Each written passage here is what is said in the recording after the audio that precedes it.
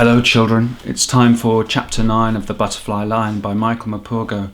This chapter is called A Lot of Old Codswallop. The dog was whining at the kitchen door. "Let Jack out for me, will you?" said the old lady.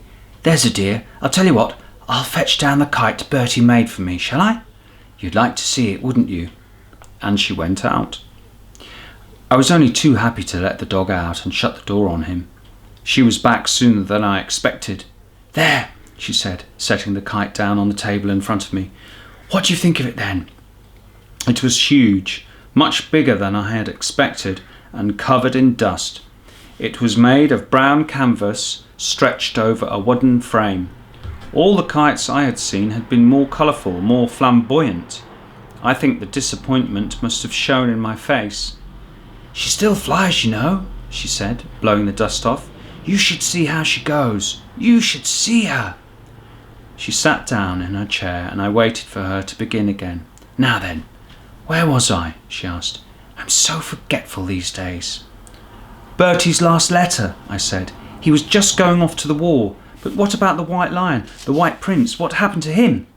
I could hear the dog barking wildly outside. She smiled at me. "Everything comes to he who waits," she said. "Why don't you have a look out of the window?" I looked. The lion on the hillside was blue no more. It was white now, and the dog was bounding across the hillside, chasing away a cloud of blue butterflies that rose all around him. "He chases everything that moves," she said. "But don't worry, he won't catch a single one. He never catches anything." "Not that lion," I said. "I meant the lion in the story. What happened to him?" "Don't you see? They're the same. The lion out there on the hillside and the lion in the story. They're the same." "I don't understand," I said. "You soon will," she replied. "You soon will." She took a deep breath before she began again. "For many years, Bertie never spoke about the fighting in the trenches. He always said it was a nightmare best forgotten, best kept to himself. But later on, when he'd had time to reflect, when time had done its healing perhaps, then he told me something of how it had been. At 17, he'd found himself marching with his regiment along the straight roads of northern France up to the front line, heads and hearts high with hope and expectation. Within a few months, he was sitting huddled at the bottom of a muddy trench, hands over his head, head between his knees, curling himself into himself as tight as he would go, sick with terror as the shells and whiz-bangs blew the world apart around him. Then the whistle would blow and they'd be out and over the top into no man's land, bayonets fixed and walking towards the German trenches into the rat-tat-tat of machine gun fire.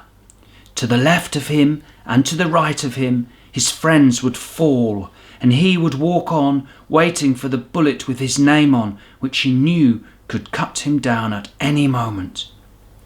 At dawn, they always had to come out of their dugouts and stand to in the trenches, just in case there was an attack.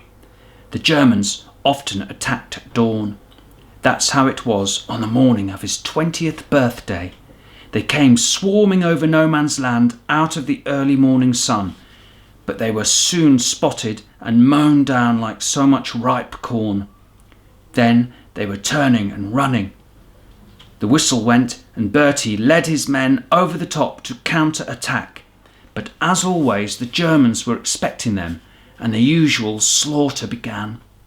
Bertie was hit in the leg and fell into a shell hole.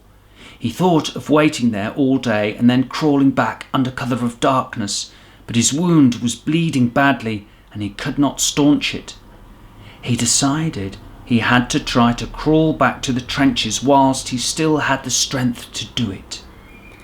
Hugging the ground, he was almost at the wire, almost back to safety, when he heard someone crying out in no man's land. It was a cry he could not ignore. He found two of his men lying side by side and so badly wounded that they could not move. One of them was already unconscious. He hoisted him onto his shoulders and made for the trenches, the bullets whipping and whining around him. The man was heavy and Bertie fell several times under his weight, but he got himself to his feet again and staggered on, until they tumbled together down into the trench. The stretcher bearers tried to take Bertie away. He'd bleed to death, they said, but he would not listen. One of his own men was still lying wounded out there in no man's land, and he was going to bring him in, no matter what. Waving his hands above his head, Bertie climbed out of the trench and walked forward. The firing stopped almost at once. He was so weak himself by now that he could scarcely walk, but he managed to reach the wounded man and drag him back. They say that, in the end, both sides, German and British, were up on the parapets and cheering him on as he stumbled back towards his lines. Then other men were running out to help him, and after that he didn't know any more. When he woke up, he found himself in hospital lying in a bed with the two friends he had rescued on either side. He was still there some weeks later when he was told that he was to be awarded the Victoria Cross for his bravery under fire. He was the hero of the hour, the pride of his regiment. Afterwards, Bertie always called it a lot of old Codswallop. To be really brave, he said, you have to overcome fear. You have to be frightened in the first place, and he hadn't been. There wasn't time to be frightened. He did what he did without thinking, just as he had saved the white lion cub all those years before when he was a boy in Africa. Of course, they made a great fuss of him in the hospital, and he loved all that, but his leg did not heal as well as it should have. He was still there in the hospital when I found him. It was not entirely by accident that I found him. For over 3 years now, there had been no letter, no word from him at all. He had warned me, I know, but the long silence was hard to bear. Every time the postman came, I hoped, and the pang of disappointment was sharper each time there was no letter from him. I told all to Nanny Mason, who dried my tears and told me to pray, and that she would too. She wasn't sure there'd be a letter soon. Without Nanny, I don't know how I would have gone on living. I was so miserable. I had seen the wounded men coming back from France, blinded, gassed, crippled, and always dreaded seeing Bertie's face amongst them. I had seen the long lists in the newspapers of all the men who had been killed or who were missing. I looked each day for his name and thanked God every time I did not find it. But still he never wrote, and I had to know why.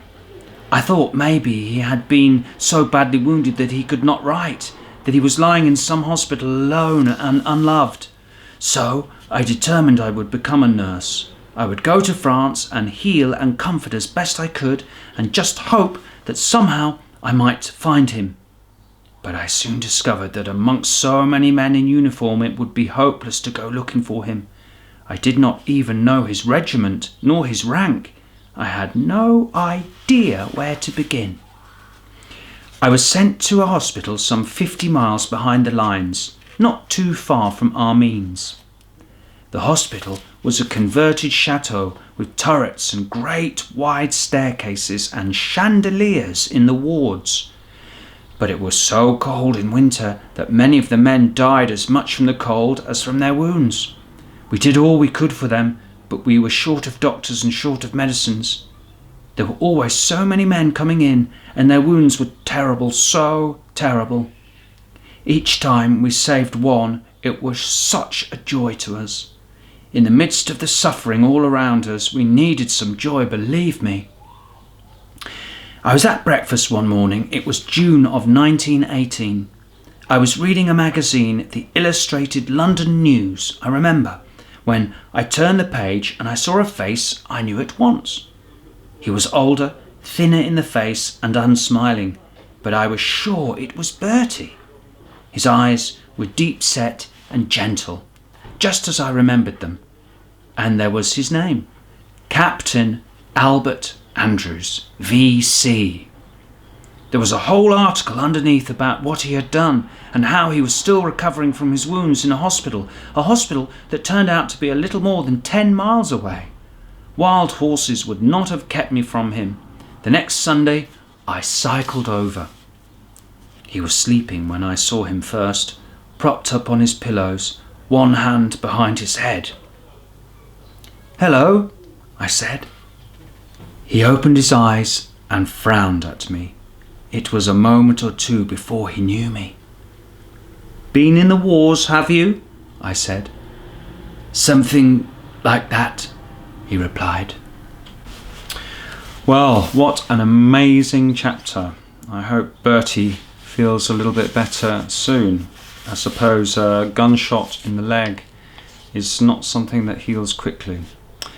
Well, the next chapter is called The White Prince. So what do you think of that?